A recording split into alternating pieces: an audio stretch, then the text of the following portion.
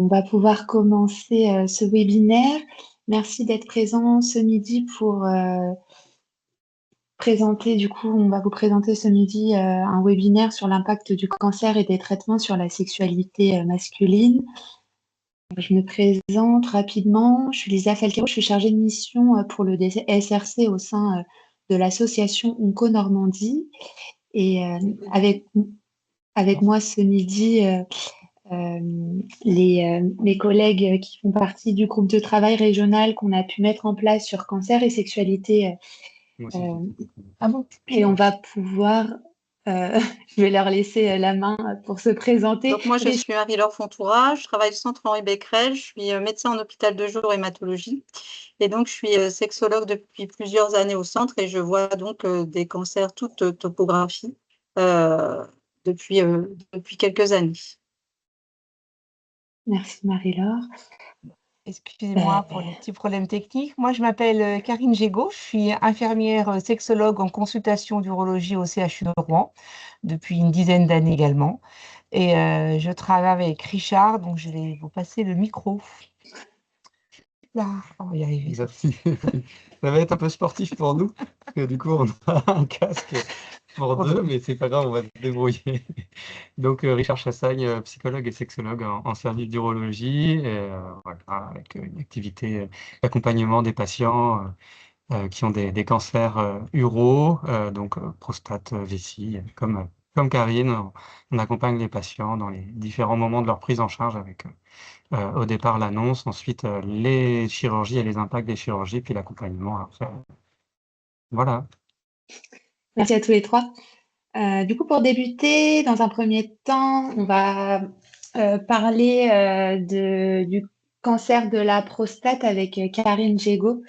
Je te laisse la parole juste après. Et par la suite, on évoquera tout ce qui est aspects psycho-relationnels et conjugaux impactés par le cancer avec Richard. Et Marie-Laure vous fera 2 cas cliniques sur le cancer ORL et le myélome. Très bien. Donc, moi, je vais commencer mon intervention, si vous voulez bien, pour vous expliquer que l'on soit soignants, paramédicaux, médecins, on est toutes et toutes légitimes à parler de sexualité.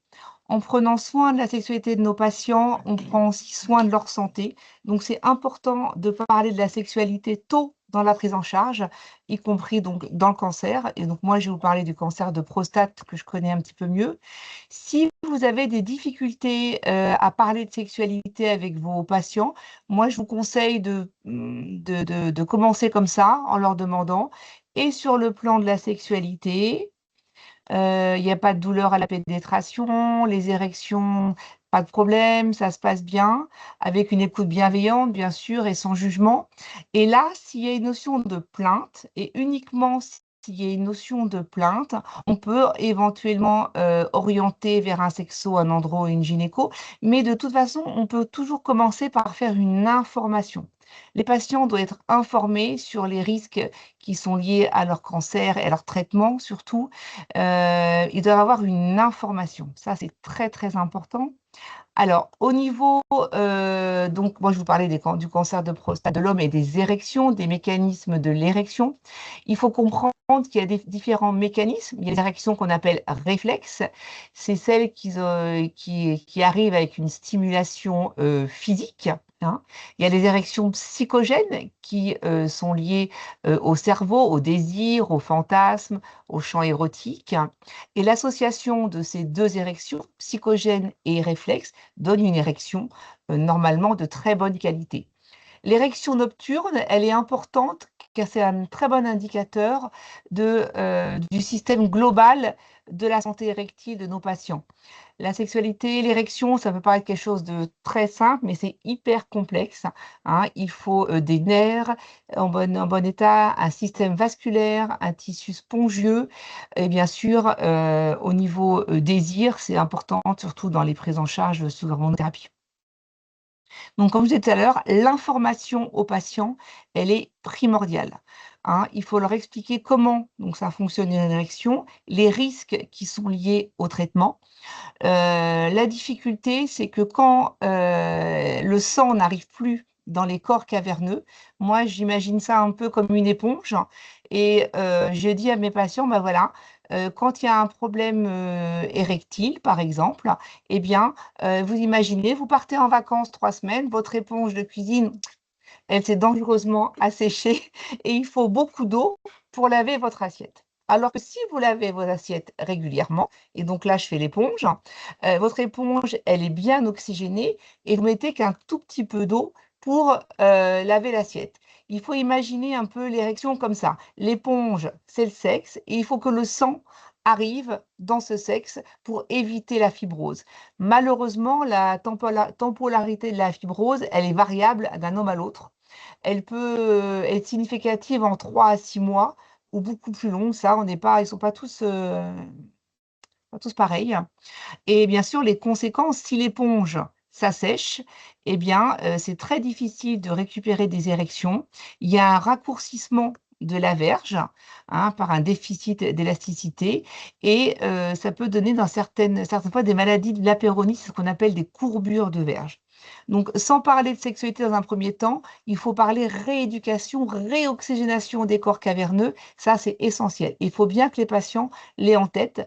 On ne parle pas de sexualité, on parle de bien-être, de rééducation. Alors, bien sûr, après, l'éducation à la sexualité, elle est importante parce que nous, on est sexologues, donc c'est quand même notre cœur de métier. C'est un long apprentissage. Tout le monde ne va pas à la même vitesse. Le bon tempo, c'est pas le tempo du soignant, même si on aimerait, ça aille des fois plus vite. C'est vraiment le tempo du patient, donc il faut accepter ça. Ce qui est intéressant, c'est que quel que soit l'âge, on peut modifier ses scripts sexuels, on peut réapprendre, avoir une sexualité, par exemple, non pénétrante, jouissive. C'est un apprentissage et on est là, nous, pour les aider. Alors, bien sûr, il faut connaître son corps, l'accepter, explorer donc l'érotisation de son sexe chez les hommes, généralement ça va, c'est un peu plus compliqué chez les femmes et leur clitoris. Bien sûr, il faut lutter contre les distorsions cognitives et surtout l'idée de performance. Les hommes qui aient 20 ans ou 90 ans, il y a toujours cette petite notion de performance qui est là et donc c'est important de désacraliser ça. Et surtout, ils sont acteurs de leur sexualité et c'est pas en venant voir le sexologue et en franchissant la porte que ça va aller mieux. Nous, on leur propose une boîte à outils et à eux de prendre les outils qu'on leur propose et être acteurs, comme on dit, de leur sexualité, élargir les scripts amoureux, maintenir maintenir l'intimité charnelle, ça c'est très important. Le pot à pot est important dans un couple charnel et retrouver un comportement amoureux, bien sûr, centré sur le plaisir. La pénétration, c'est chouette, mais au début du début, ça sert à faire les enfants.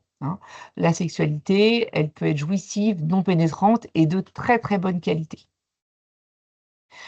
Alors, je vais vous parler un peu maintenant des traitements thérapeutiques, l'arsenal thérapeutique qu'on peut proposer à nos patients qui ont une dysfonction érectile. Dans un premier temps, pour réoxygéner leurs éponges, mais aussi retrouver une sexualité créative et jouissive. Je ne vous parle pas des IP2/5 parce que malheureusement, dans le cancer de prostate, ça ne marche pas très bien. L'érection, il faut l'obtenir et la maintenir.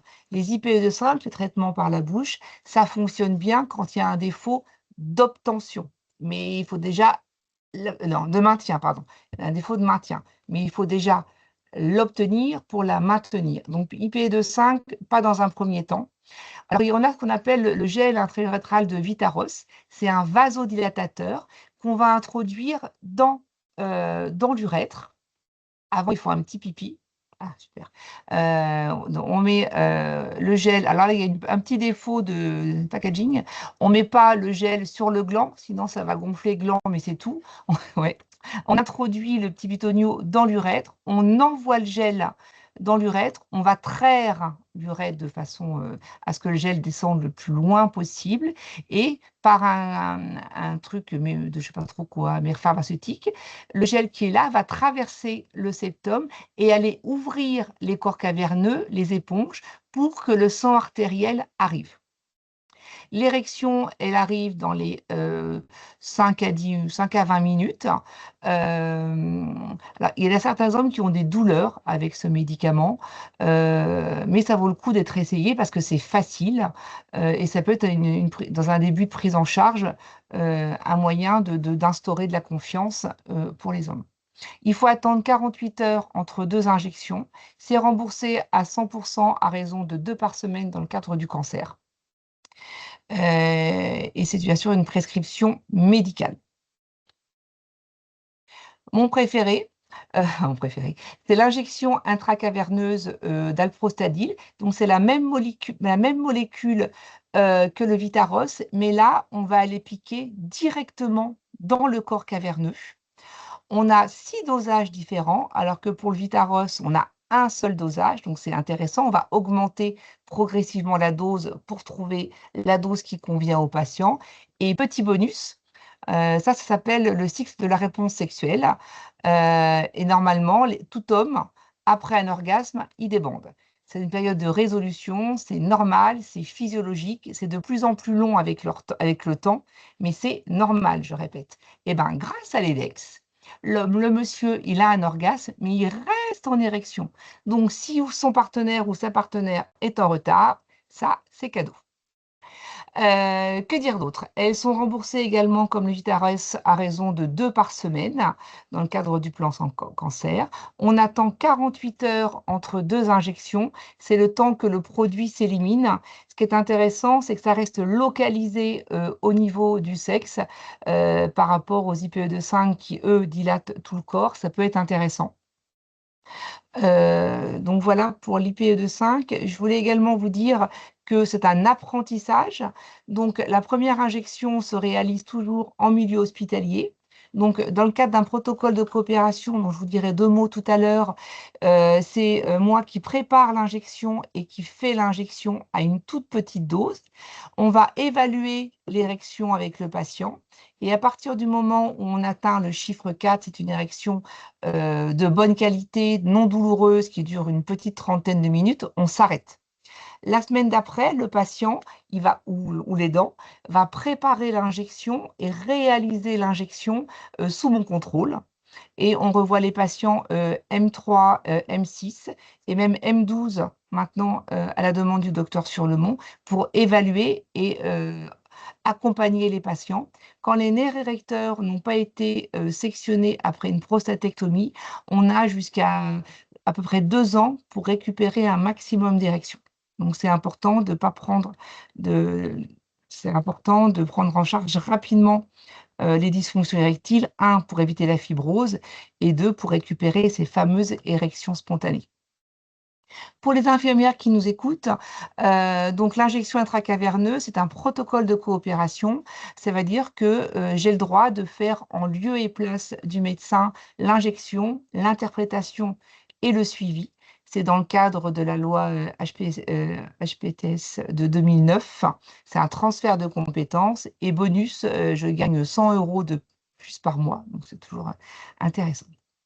La pompe à dépression, ça, c'est quelque chose de mécanique qui est très intéressant parce qu'il n'y a pas de médicament. L'idée, on va c'est une pompe à dépression, ça va aspirer le sang dans les corps caverneux. On met un gel lubrifiant dans le tube et à la base. Et vous voyez, à la base du tube, il y a un anneau qu'on appelle un anneau de constriction. Le monsieur, il met son sexe dans la pompe et il va pomper. Et par dépression, le sang va arriver dans ces éponges, dans ces corps caverneux. Ça va réoxygéner ces corps caverneux. S'il ne veut pas faire de câlin, mais juste être dans la rééducation fonctionnelle, il va garder la pompe pendant 20 minutes. S'il veut faire un câlin, il va glisser l'anneau à la base de la verge et son pénis va rester en érection pour une sexualité jouissive, pénétrante ou pas. L'anneau, il faut le garder maximum 30 minutes. C'est du sang veineux qui va être attiré. On ne peut pas attirer du sang artériel. Donc, le risque, si on garde l'anneau trop longtemps, c'est c'est que le sang n'arrive pas à repartir dans le corps. Donc, 30 minutes maximum. C'est déconseillé pour des patients qui ont des troubles cognitifs et des troubles de la sensibilité. Vous comprenez bien pourquoi. Ce qui est intéressant, c'est qu'on peut l'associer avec des IPE2,5, mais aussi avec de l'EDEX et le gel de Vitaros. Le hic, c'est que ce n'est pas remboursé. Ça coûte autour de 300 €. Mais bon, si vous faites ça tous les jours, 20 minutes pendant 10 ans, ça coûte moins cher qu'autre chose. C'est progressif. Et tu fais progressif, tout à fait. On Pour les attire. douleurs, ouais. Voilà, faut aller doucement, hein, parce que ça tire et ça donne quand même des petites douleurs, de fortes douleurs. C'est un apprentissage également qu'on peut faire en consultation avec les patients. Soit on leur prête une pompe, ou alors ils achètent une pompe et on le fait avec leur pompe. Je vous ai mis 2 modèles. Après, pour ceux qui n'ont pas les moyens, le plan B, c'est Amazon ou les sex shops. C'est beaucoup, beaucoup moins cher. Au niveau qualitatif, c'est moyen, mais ça permet toujours de réoxygéner les corps caverneux. Voilà. Une dernière info, c'est l'implant pénien. L'implant pénien, nous au CHU, on en pose 2 par mois. C'est docteur Dupuis qui fait ça. C'est vraiment génial. Il ne faut pas avoir peur. C'est une chirurgie, tout le monde ne peut pas l'avoir. Donc là, on met les 2 cylindres au niveau des corps caverneux. Donc on va détruire par contre définitivement les corps caverneux. Donc c'est quelque chose qui est... il n'y a pas de retour en arrière possible. Donc ça, c'est important de le savoir. Donc 2 cylindres, une pompe, un réservoir avec de l'eau. Quand on va pomper au niveau du scrotum, l'eau qui est dans le réservoir va arriver dans le sexe. Va arriver dans le sexe et ça va créer une érection mécanique. Et quand il en a marre ou qu'il veut faire son petit câlin, on va dépressuriser au niveau de la pompe. Et là, l'eau qui est dans les réservoirs, dans les cylindres, pardon, va retourner au niveau des réservoirs. Et ça, on peut jouer avec tous les jours. Si vous êtes intéressé, n'hésitez pas, je peux vous aider. Voilà, donc pour moi, ma petite topo est terminée. On se retrouvera tout à l'heure s'il y a des questions. Je passe la main à Richard. Merci beaucoup, Karine. C'est sportif. Je vais essayer d'aller voir si elle va me reconnecter. Ça marche. Ma collègue va voir si elle peut se reconnecter et puis on voit un petit peu. J'en profite pour jeter un œil. Voilà, n'hésitez pas hein, si vous avez des questions. S'il n'y a pas trop de questions, on propose d'enchaîner comme ça, c'est aussi simple. Alors, ce que je voulais, moi, vous partager aujourd'hui, c'était de mettre un peu le focus plutôt par rapport aux aspects psychorelationnels et conjugaux qui sont impactés par le cancer, parce qu'évidemment, le couple, c'est une entité à part entière qui peut être mise à mal par la maladie, comme vous vous en doutez. Évidemment, il y a plein de choses qui, dans la vie, font qu'un couple peut se retrouver en difficulté, hein, que ce soit la vie économique, sociale, relationnelle, les enfants, à travers la parentalité, voilà, un certain nombre de choses. Et la maladie, et particulièrement la maladie chronique, alors qui est valable dans tout un tas de pathologies, évidemment, dont le cancer, puisque c'est notre sujet aujourd'hui, c'est d'autant plus compliqué parce que la chronicité implique la persistance à long terme d'effets négatifs sur la vie intime du couple. Et donc, ça va obliger, du coup, une redistribution des rôles, parce que souvent, c'est pas que une histoire de sexualité. Quand on est atteint du cancer, on peut avoir de la chimio, de la radiothérapie, on peut avoir de l'hormonothérapie, on peut avoir des mutilations physiques, corporelles, on peut se sentir différent, on peut se sentir gêné, empêché dans sa vie au quotidien, perdre de l'autonomie. Donc ça implique en fait une redistribution de ces rôles sur le plan relationnel, sur le plan je dirais, fonctionnel du couple. Donc l'impact, il est tout le temps, pour la toilette, pour la douche, pour les courses, pour préparer le repas, pour faire du bricolage dans la maison, pour tondre la pelouse, pour toutes les activités qu'un couple peut avoir à mener à son domicile. Il y a des changements dans les questions d'autonomie, puisqu'on peut perdre de l'autonomie, voire on peut avoir une dépendance qui s'installe, c'est-à-dire avoir besoin d'une tierce personne pour réaliser ces mêmes actions qu'on faisait avant tout seul.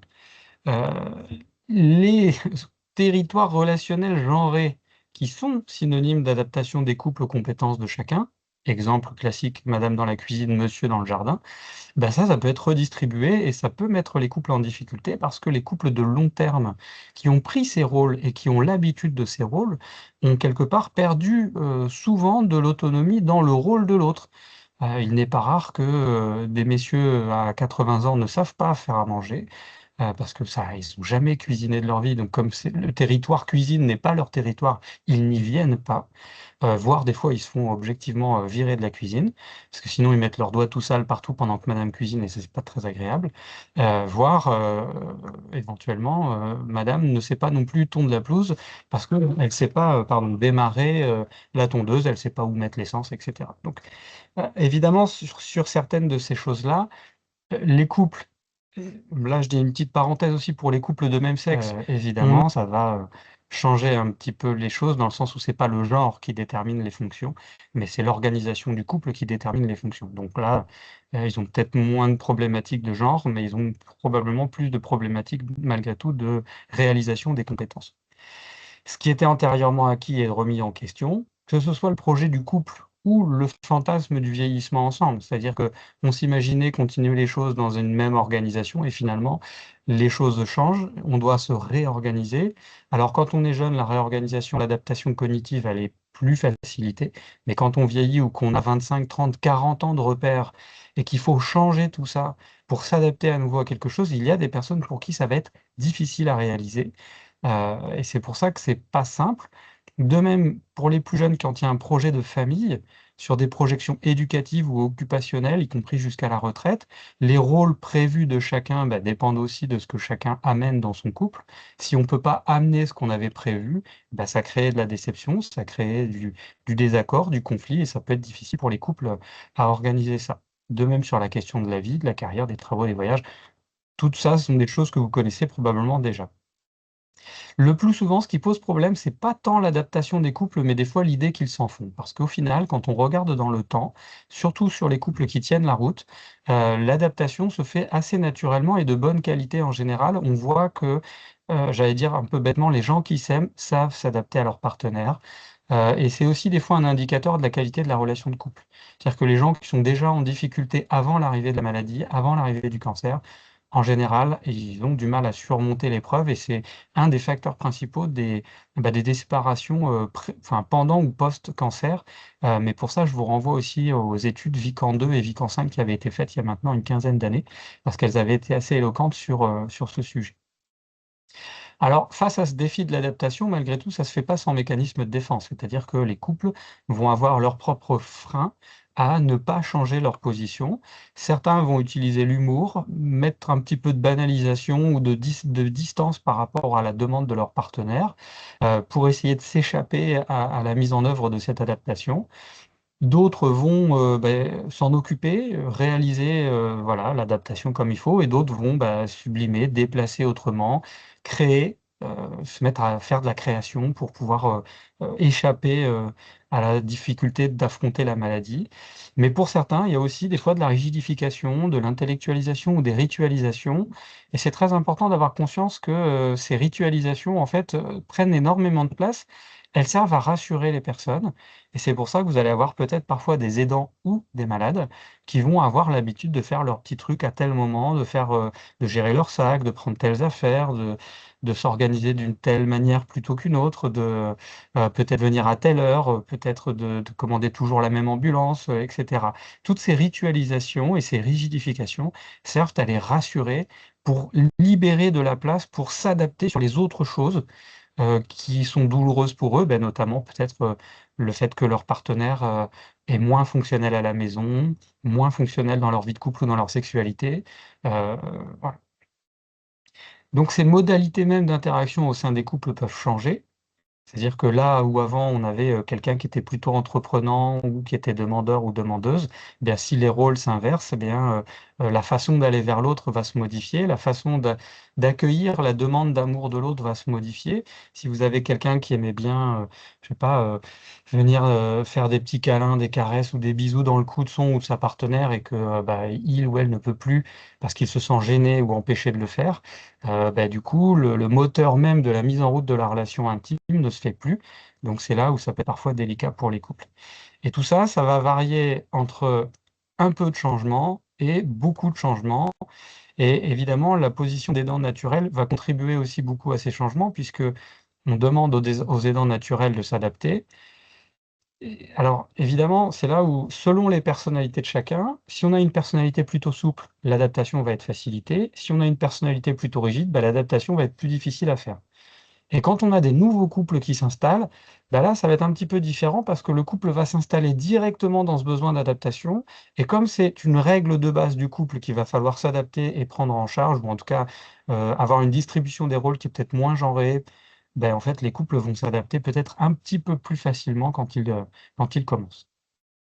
Alors évidemment, malgré tout, il y a quand même des conséquences parce que passer du rôle d'aidant, enfin passer au rôle d'aidant, ça veut dire parfois pour certains quitter un peu le rôle d'aimant et devenir quelqu'un qui va prendre en charge l'autre, devenir le soignant de l'autre. C'est pas sans conséquence sur le plan du rapport humain. Ça a aussi évidemment toutes les implications, j'en parlais tout à l'heure, c'est évoqué dans les études Vican sur bah, le fait que ça va créer du conflit, ça va, je le disais tout à l'heure, peut-être entraîner des séparations. Parfois, une parentification aussi qui se fait dès le début de la maladie. Alors, on voit souvent ça chez les couples hétérosexuels avec des dames qui vont se sentir un peu parents de leur conjoint si ce n'était pas déjà le cas avant dans leur couple. Parce que des fois, il y a certains conjoints qui sont un peu le troisième enfant de la famille et qui, en tout cas, pour certaines tâches du quotidien, sont moins au taquet que leurs partenaires, sont moins dans l'anticipation. Tout ça, évidemment, c'est une question aussi de gestion de la charge mentale et ce problème-là n'est pas lié au cancer, il est vraiment lié au fonctionnement du couple et au fonctionnement du couple hétérosexuel. Et du coup, cette parentification, elle peut arriver assez rapidement. Le souci, quand on a une parentification d'un des deux membres du couple, c'est que souvent on a une infantilisation de l'autre, et puis en général, les couples n'apprécient pas trop d'être infantilisés. Mais c'est évidemment une dynamique, et cette dynamique, elle est valable sous les deux prismes. S'il y en a un qui se sent parentifié, c'est qu'il y en a un qui se sent infantilisé, évidemment. Pour autant, ça n'a pas toujours de lien avec la perte réelle d'autonomie. C'est-à-dire que les gens qui sont infantilisés sont peut-être des fois très capables de faire les choses, mais ils vont pas les faire. Alors, là encore, c'est l'histoire d'organisation de couple, hein.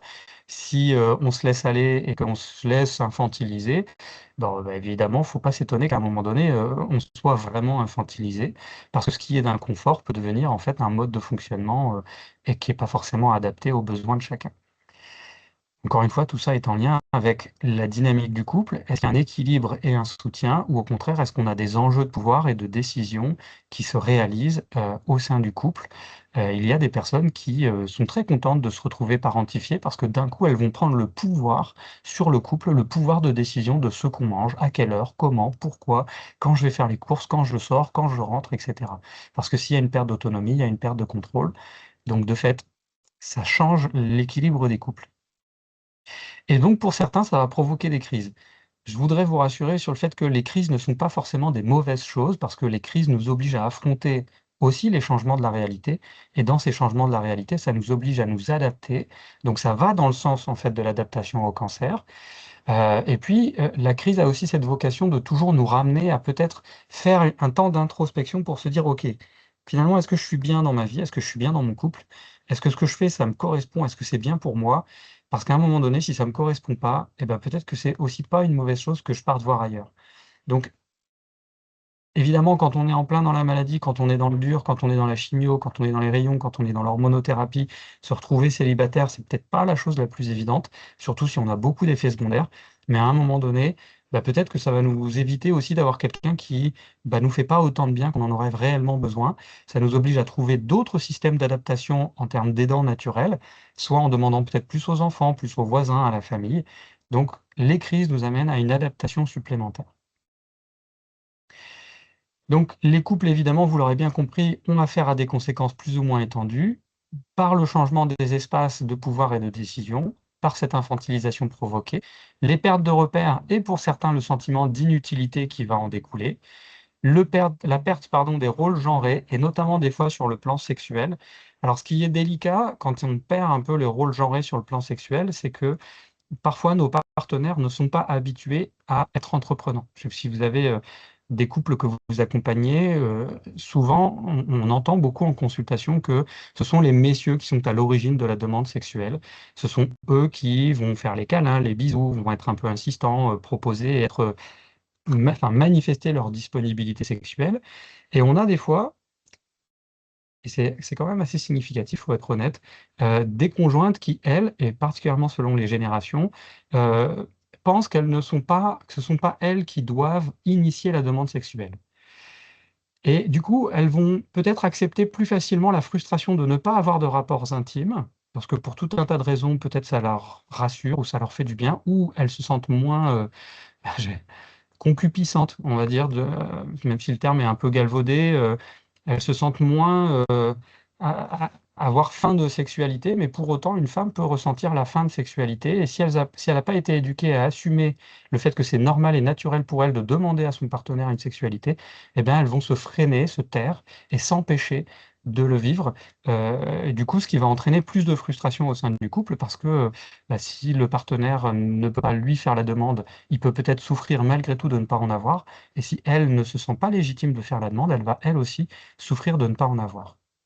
Donc ces conséquences, évidemment, sont souvent mal vécues, et notamment parce que la sexualité, c'est un énorme espace de routine sexuelle, un espace ludique pour certains, lieu de secret, de fantasmes, de projets, d'évolution, de désir, de tout ce qui fait aussi des fois un petit peu le sel de certaines relations, parce que certaines relations sont basées sur la complicité, et d'autres sont quand même un peu plus basées sur d'autres choses, d'autres rapprochements, et l'intimité en fait partie dans ces cas.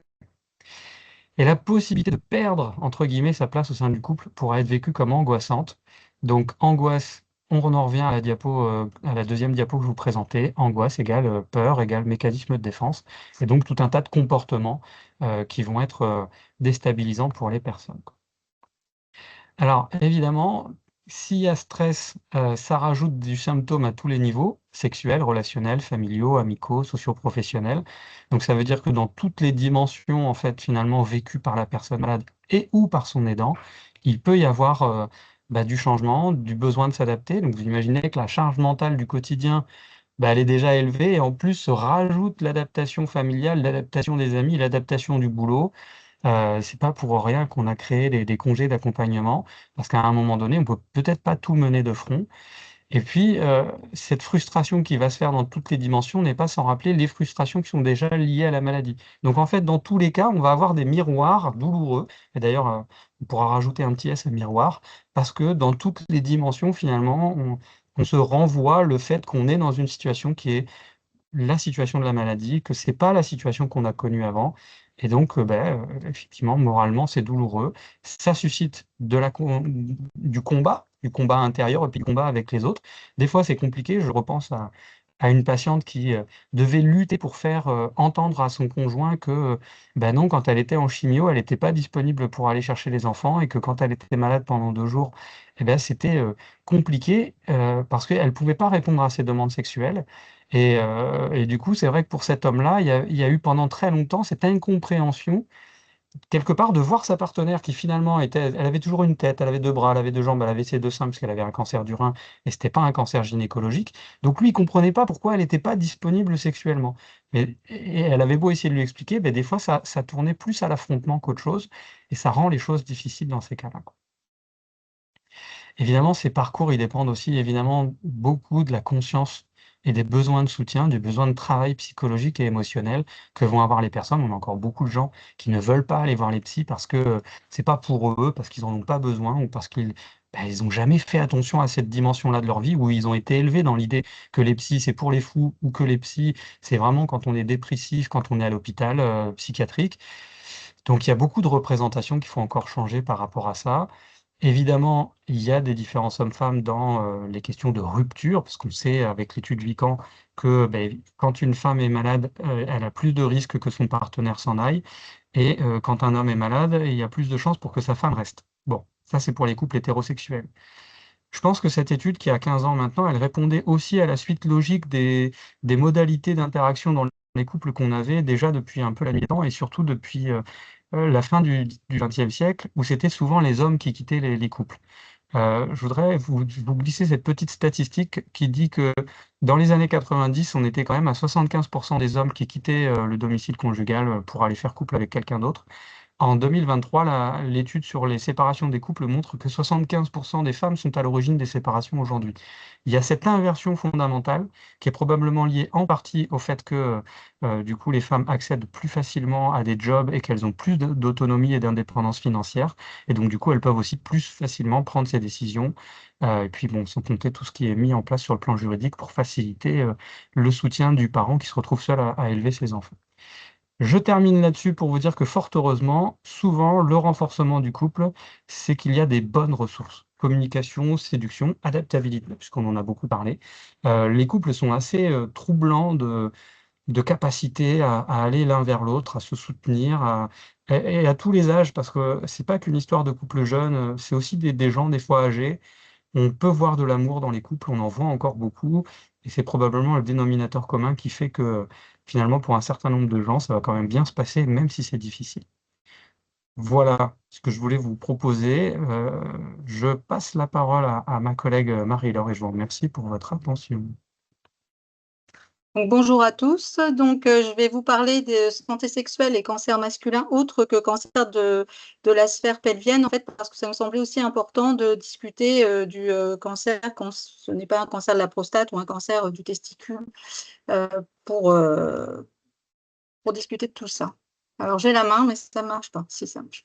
Donc, je voulais revenir sur Vican 2, Vican 5, dont a parlé Richard tout à l'heure. Donc, effectivement, c'est des études qui sont un peu vieilles maintenant, mais qui ont le mérite d'exister. Et effectivement, dans Vican 2, on voyait que, quelle que soit la localisation, les patients présentent des perturbations au niveau de leur vie sexuelle, avec, par exemple, une baisse de la libido. Alors, vous voyez bien sûr la prostate, une baisse de la libido qui dépasse les 70%, mais par exemple, pour les patients dont on va parler aujourd'hui, les voies aériennes digestives supérieures, on voit quand même chez les hommes plus de 40% de plaintes. Le lymphome, qui n'est pas le myélome, mais qui est quand même une pathologie hémato, se retrouve également à plus de 50%. Et vous voyez que d'autres pathologies, comme par exemple le poumon, les hommes présentent également un problème de libido à 60%. Donc, quel que soit le cancer, en fait, on retrouve des perturbations de la libido. Et on sait qu'à peu près 2 tiers des patients vont présenter effectivement, après un cancer, des traitements qui peuvent comporter chimiothérapie, radiothérapie, chirurgie, une perturbation du désir.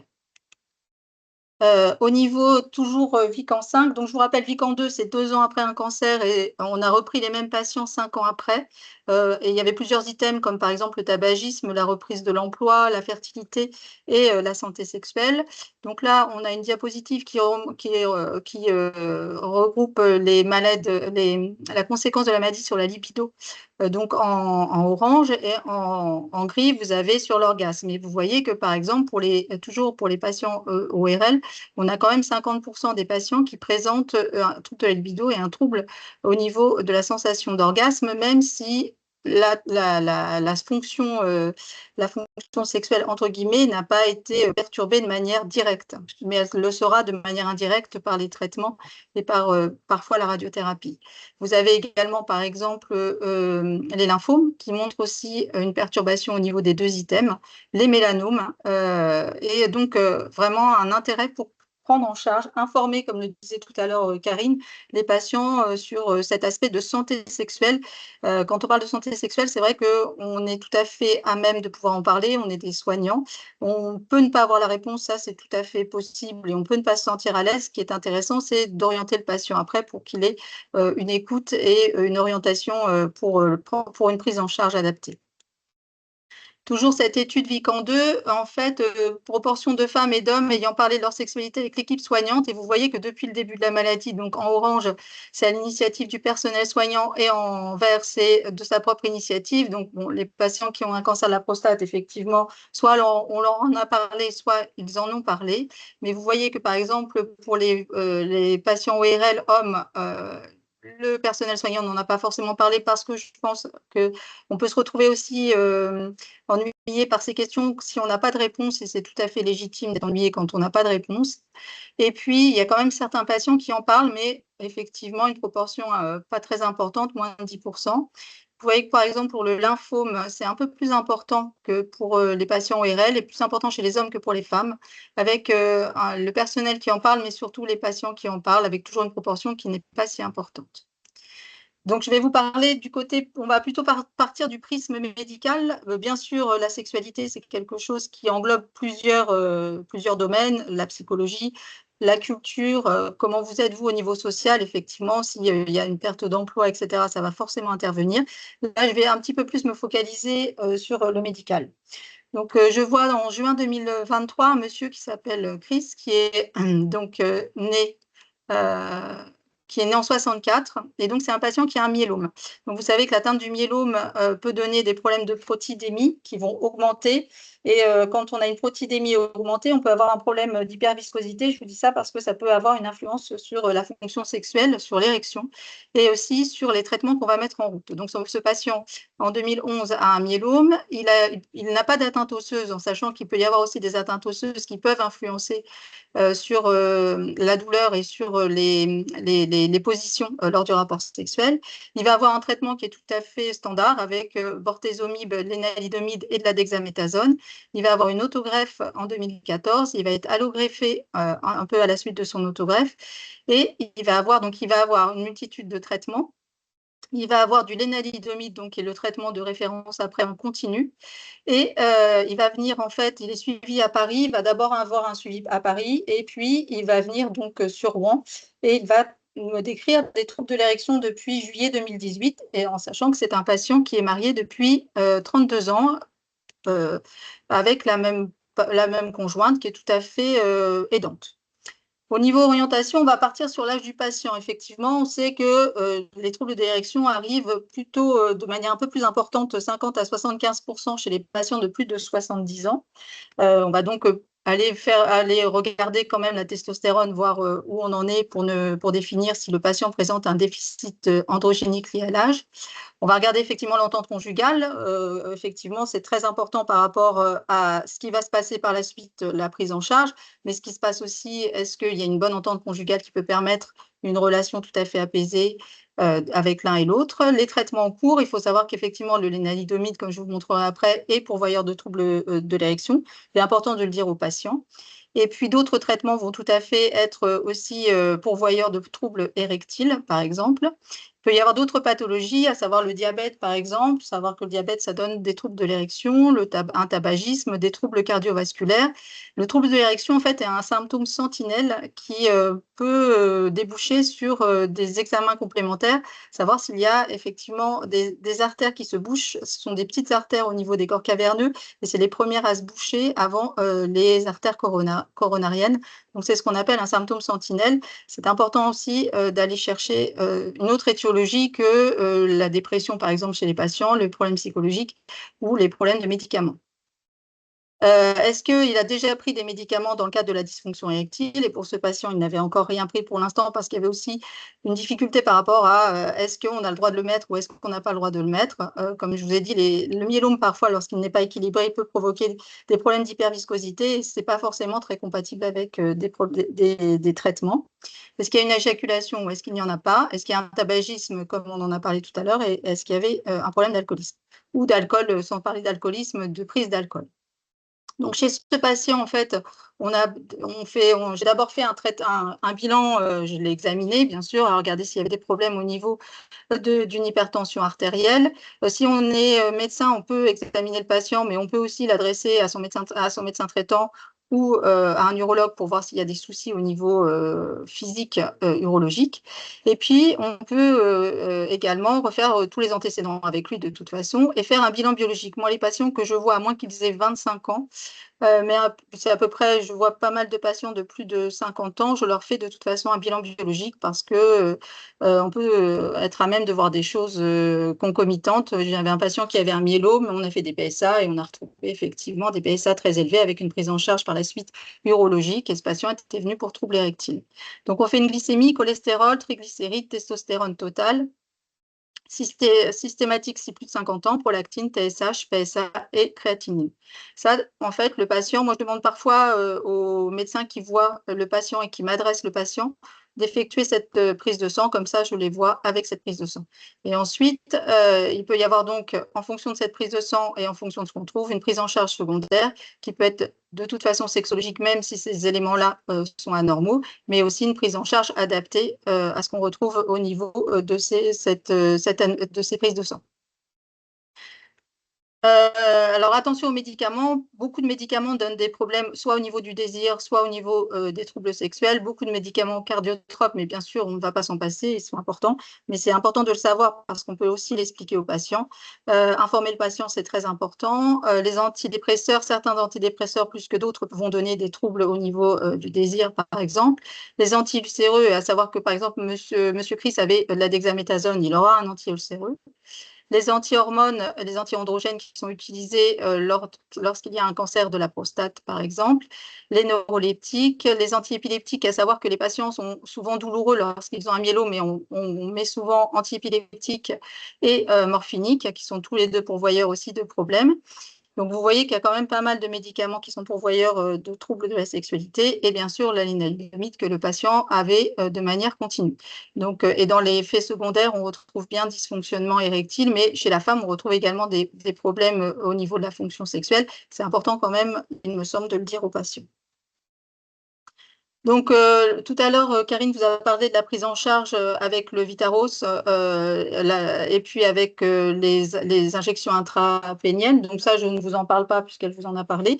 Je vais vous parler de moi, plutôt mon arsenal thérapeutique qui est plutôt effectivement les inhibiteurs de la phosphodiesterase pour lesquels de toute façon j'aurais besoin d'un bilan biologique pour voir s'il n'y a pas de souci particulier et je revois si le patient a besoin ou a eu déjà un bilan cardiologique parce qu'il ne faut pas oublier qu'effectivement, déjà, la relation sexuelle peut être un effort physique à faire et donc parfois la fonction cardiaque est à vérifier. Et puis avec les IPDE5, il faut savoir aussi qu'on va mettre un petit peu la machine comme un starter avec les vieilles voitures pour qu'elle démarre un petit peu plus rapidement.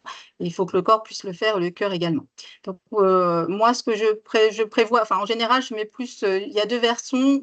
On peut mettre du tadalafil tous les jours pour éviter le stress, parce qu'on sait que le stress va être pourvoyeur en fait d'un cercle vicieux qui va faire que le patient va se dire il me faut une érection, et le fait que le stress soit là va arrêter l'érection. Et donc, le fait de prendre du tadalafil, comme c'est tous les jours ou un jour sur deux, on va être moins dans le stress. Le patient va avoir son érection, ça va être utilisé ou pas, mais c'est qu'il a une érection. Et avec les autres traitements, par contre, c'est quelques temps avant la relation sexuelle. C'est donc des relations sexuelles qui sont plutôt avec des rendez-vous et ça, parfois, ça gêne les patients. Si ça ne gêne pas le patient, tout à fait, on peut le mettre en route sans souci. Et il faut bien sûr une stimulation pour que ça fonctionne. Les prostaglandines par voie urétrale, dont vous a parlé tout à l'heure Karine, le vacuum, donc ça c'est la pompe. Et c'est vrai que c'est important de dire que ça peut, comme disait Karine, ça permet aussi une trophicité au niveau cutané, et c'est important de l'utiliser. Et l'hormonothérapie, s'il y a un déficit androgénique lié à l'âge, qui correspond à la ménopause chez la femme, mais qui chez la femme est forcément, va arriver forcément, alors que chez l'homme, c'est très intéressant, c'est pas forcément le cas. Et donc, pour ça, par contre, moi, j'envoie à l'urologue parce que c'est vraiment une prise en charge très particulière. Les patients, en fait, qui sont suivis pour un myélome font partie souvent d'associations. Et il y a l'AF3M, qui est une association pour les patients porteurs de myélome. Et je voulais vous le montrer parce qu'en fait, il y a des petites vidéos. C'est intéressant aussi que les patients puissent voir des pairs, en fait, des patients comme eux, et voir un peu leur expérience. Et donc, il y a la F3M qui montre qu'en fait, soins de support à la sexualité, il y a un petit dépliant et il y a aussi des vidéos. Maintenant, on va passer, bien sûr, pour le myélome, il y aura aussi toute la partie douleur qui sera à prendre en charge, avec effectivement parfois des rendez-vous à prendre parce qu'il y aura des antalgiques à prendre avant la relation. Et il y aura aussi toute la dimension de position à prendre avec des positions qui vont pas être délétères pour le patient, qui vont être confortables. Donc, on reparle de tout ça avec le patient pour refaire le point sur l'intimité avec l'autre. Et bien sûr, parfois, il n'y aura pas forcément de relations sexuelles pénétrantes, mais vraiment, tout ça, c'est dans le cadre d'une éducation à refaire avec le patient et son conjoint. ou sa conjointe. Donc, Monsieur L, à 57 ans, va donc parler maintenant des cancers ORL qui sont… alors, au centre Henri Becquerel, on a la chance d'avoir des infirmières de coordination ORL qui dépistent en fait ces problèmes-là, parce que les patients ORL, enfin, de mon expérience en tout cas, les patients ORL ne vont pas forcément aller demander de l'aide, en tout cas au niveau santé sexuelle. Et le fait qu'il y ait des infirmières de coordination avec des items à demander et des choses à rechercher font que les patients me sont adressés très souvent par ces infirmières ou également par les médecins qui sont de plus en plus à l'écoute de ces problèmes de santé sexuelle. Donc, je vois Monsieur L, il n'y a pas très longtemps, avec un carcinome épidermoïde de la loge amygdalienne gauche, avec des ganglions et avec des métastases pulmonaires.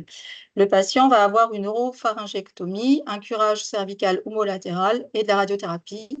Il va avoir un traitement, donc Xeloda, plus carboplatine, Taxol, pembrolizumab en première ligne. Il a, ce patient, un antécédent de cardiomyopathie dilatée, donc il va avoir déjà un suivi cardiaque, ce qui va nous orienter un peu vers les traitements, parce que les IPDE5, on ne va pas forcément aller vers, parce qu'il y a déjà ce problème cardiaque. Ce patient-là, à savoir, avait fait un arrêt cardiaque en fait dans sa voiture et a été ranimé, et on a effectivement retrouvé une cardiomyopathie. Donc même de par lui-même, n'est pas très preneur de traitement Péros pour ce problème de santé sexuelle. Il a un tabagisme assez important qu'il a arrêté depuis 1 an. Et actuellement, il boit 2 verres de Ricard le midi et 4 le soir. Et on sait que l'alcool n'est pas très bon non plus initiateur de la relation sexuelle. Il vit en couple et pas de problème avec la conjointe. Donc, il a des troubles de la fonction éréctile depuis 2022, à savoir la date à laquelle il a fait un arrêt cardiovasculaire, et qui se sont accentués depuis 2024, mais ce patient a eu des traitements et on voit que la chimiothérapie peut être délétère à ce niveau-là. Puis, bon, au niveau psychologique, il n'est pas non plus très bien. Il a eu quand même une chirurgie assez délabrante et son nasogastrique, il a perdu du poids. Il y a plusieurs paramètres qui peuvent intervenir dans le fait que ces troubles se sont accentués. Pas de mésentente conjugale. Et c'est une autre question qui est importante, je pense, chez ces patients qui ont des cancers des voies aérodigestives supérieures, c'est l'hypocialie ou l'acialie, avec la difficulté à embrasser. Par exemple, les patients n'ont plus de salive et disent que d'embrasser, c'est compliqué parce que le baiser ne peut pas durer très longtemps, et aussi dans les rapports orogénitaux, où là aussi, c'est un peu difficile. Donc, parfois, ils ont un peu d'eau gélifiée, mais ce n'est pas très glamour. Donc, effectivement, il faut rediscuter un peu de ça avec le couple et avec le patient. Et puis aussi les brumisateurs, mais ce n'est pas forcément effectivement l'outil sexuel dont on pourrait penser. Donc, chez ce patient, comme pour tous les patients, comme pour beaucoup de patients, en tout cas, je fais le bilan de la dysfonction érectile au niveau biologique et au niveau clinique. Je vois s'il y a des soucis particuliers. Je revois le traitement avec les cardiologues parce que ce patient a quand même des traitements cardiotropes et a eu un suivi et a eu un arrêt cardiovasculaire. Pour l'instant, moi, j'ai privilégié le Vitaros parce que c'est vraiment une action locale. Est-ce qu'il a d'autres traitements en cours que la chimiothérapie? Oui, il a des traitements cardiotropes, mais je ne peux pas les arrêter. Et qu'en est-il de son partenaire? Est-ce qu'il est aidant? Est-ce qu'il est impliqué dans la relation? Et comme disait Richard, est-ce que c'est vraiment un aidant ou est-ce que ça devient un soignant? Ce qui est vraiment important dans ces relations. Donc, chez les patients ORL, on a des facteurs de risque que vous connaissez, je pense, qui sont le tabagisme et l'alcoolisme, mais il ne faut pas oublier également l'HPV. Et l'HPV est en train de prendre beaucoup de place, en fait, et c'est des patients souvent qui sont plus jeunes. Et il y a toujours cette connotation d'infection sexuellement transmissible qui va impacter sur le couple et sur le patient. Ils vont nous poser la question, est-ce que c'est ma partenaire ou mon partenaire? Est-ce que, voilà, il va y avoir des questions par rapport à cette HPV. Les patients ORL, il y en a quand même 600 000 touchés dans le monde, 6e rang des cancers les plus fréquents, et c'est un taux de suicide 2 fois plus fréquent qu'une autre localisation. Il faut savoir que ces patients-là, c'est des patients qui, au niveau social et au niveau travail, ont parfois des difficultés à retourner au travail parce qu'il y a vraiment une mutilation et puis toute une prise en charge à effectuer chez ces patients. Les symptômes pouvant impacter la relation, quelle qu'elle soit, que ce soit une relation sexuelle, une relation dans l'intimité, une relation avec les autres, la fonction de communication, quand on a une laryngectomie, on ne parle pas tout à fait de la même manière, enfin, on communique un petit peu différemment.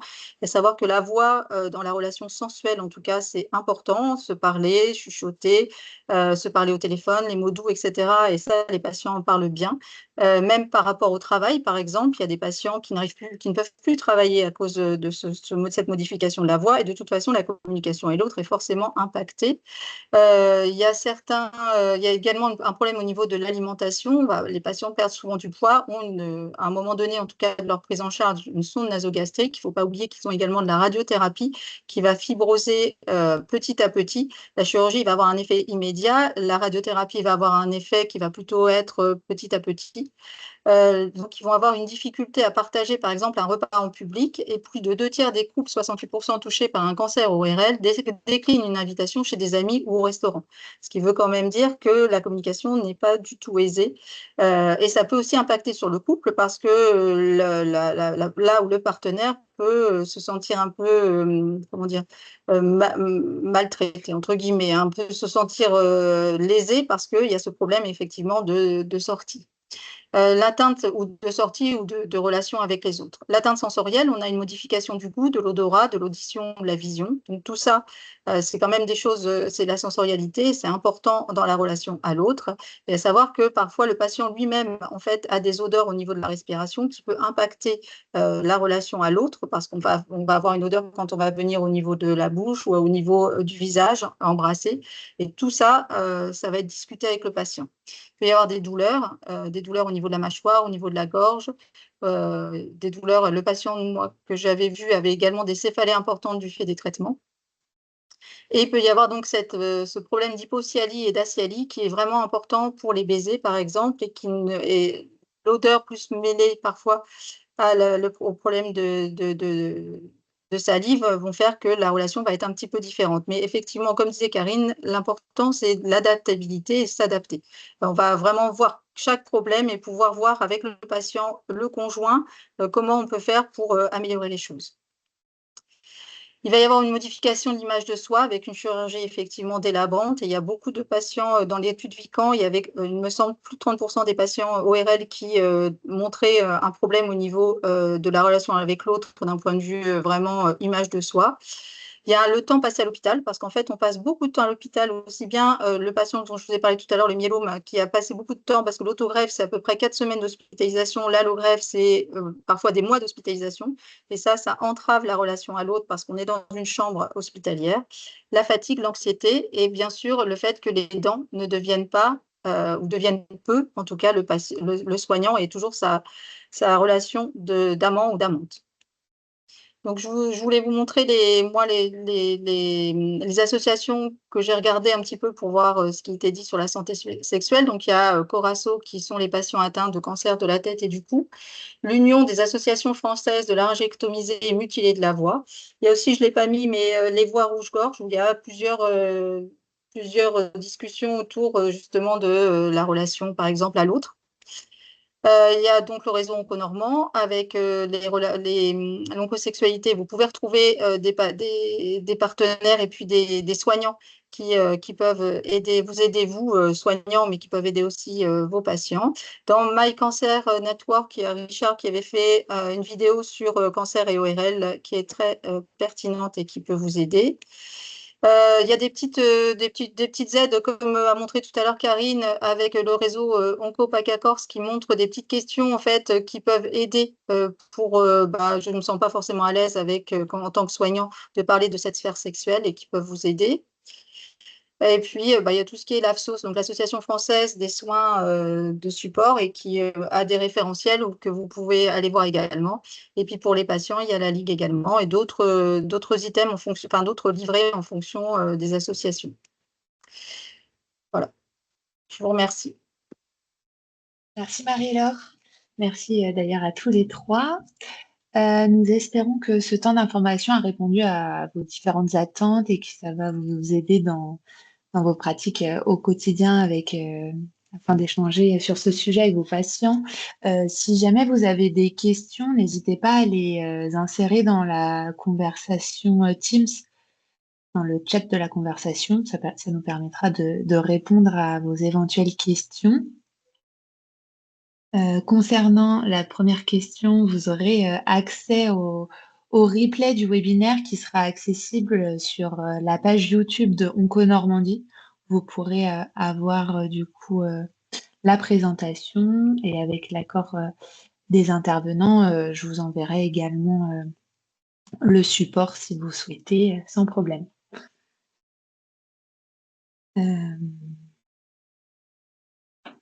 Merci pour vos différents retours.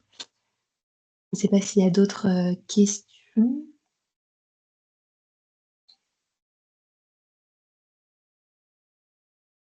En tout cas, sachez qu'on a également sur la chaîne Onco Normandie 2 autres webinaires qu'on avait mis en place avec le groupe de travail. Un dédié à cancer et sexualité dans sa globalité et un dédié à cancer et sexualité féminine. C'est pour ça qu'on a fait aujourd'hui un dédié au volet masculin. Donc, si ça vous intéresse d'aller les consulter, ils sont accessibles sur YouTube, sur le site Onco Normandie également. Il ne faut pas hésiter à les consulter. Et si jamais vous avez des questions bien spécifiques sur cette thématique, il ne faut pas hésiter aussi à solliciter les intervenants qui ont parlé aujourd'hui et qui pourront éventuellement répondre à vos éventuelles questions sur ce sujet-là. Il n'y a pas d'autres questions. Je pense qu'on va pouvoir clôturer ce webinaire. Marie-Laure, Richard ou Karine, je ne sais pas si vous aviez un dernier mot ou c'est tout bon pour vous. Simplement remercier tout le monde de sa présence malgré les chaleurs, en espérant que vous preniez bien. Pareil, prenez soin de vous parce qu'il fait quand même bien chaud. Pareil. Bon week-end. Qui fonctionne. Ça marche. Bon week-end à tous. Karine. Merci. Bon week-end à tous et merci de vous être rendus présents. Bonne journée.